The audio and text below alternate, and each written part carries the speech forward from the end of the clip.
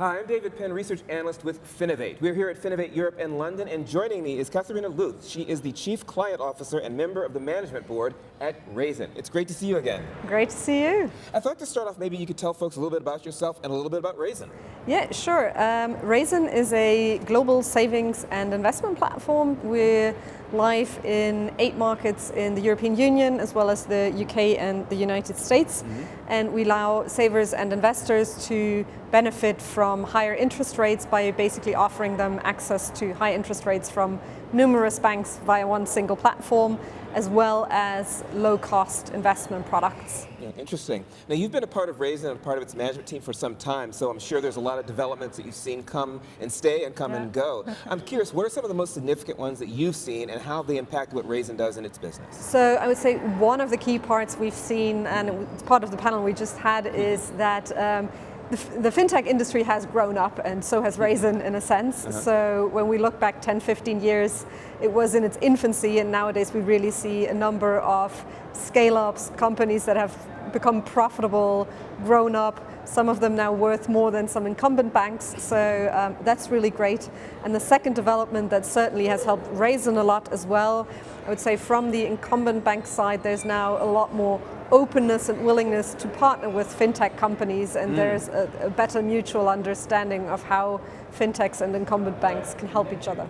Very interesting, and we're going to talk a little bit more about that in just a minute, but one of the things I wanted to touch on a little bit was something you mentioned at the introduction when you talked about all of the different markets that Raisin serves, and I'm really curious, in Europe alone you have a lot of different sorts of markets, but then you throw in the UK, you throw in the US. What are some of the challenges involved in being able to market savings, investment products to such a wide variety of customers? So in the essence, the products were quite the same in their essence across markets. There's different terminologies and some slight tweaks, let's say, but in the end, the savings product is a fairly simple product that tends to look quite the same across markets.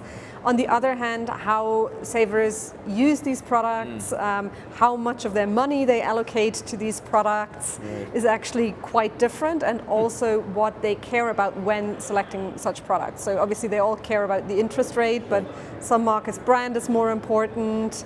In some markets also people will be more prone to moving around versus other markets, so that's something that requires understanding the local markets quite well. Yeah, that makes a great deal of sense. Speaking of understanding a lot of the local issues, Raisin did a financial health survey not too long ago, and one of the things that I found interesting in terms of takeaways was the increasing use of AI for financial education and things like that. And I'm curious if you could talk a little bit about that, how you think that's developing, and sort of just your general impression, I should say, about the use of AI to help people understand finances better. So I think, first of all, it's great, right? So AI is making information a lot more accessible, and it is, I believe it can have a very big lever to helping people making more informed decisions. And at the same time, it's obviously very important to watch out for some of the pitfalls, right? So I wouldn't go asking any chatbot sort of what's now the stock I should go investing in. Similarly, we all know about hallucinations, so you really need to double check facts, etc. But on the other hand, it's obviously a great tool to summarize things for you, explain them in simpler language, or also for the more sophisticated investors to do large data analysis, of course. Absolutely, absolutely. I thought maybe by finishing up, we talked a moment ago about the idea of banking relationships. You were on a panel about platform banking relationships. I'm wondering if you could maybe share with us sort of your primary message and maybe some of your top takeaways from that conversation. So I think there was 2 things that I thought was quite interesting. So one key takeaway is for any successful partnership, what you need is trust, which is maybe rather obvious, but sort of it's still trust. It's a human business, so you really need to invest in that.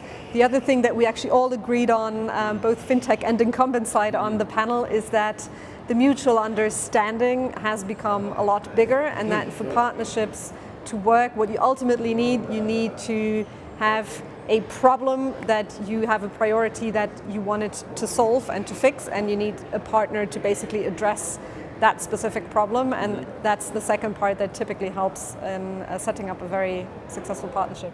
Yeah, that makes a lot of sense. There's always talk about partner, but exactly how you do that, what you need to be looking for, and what's sort of expected out of both ends of that partner is super, super important. Yeah. Absolutely. Well, thank you very much for sitting down and talking with us. It's great to see you again, and great to have you telling people a little bit more about what Raisin's all about. Thank you. It's been a pleasure. Excellent. Thank you.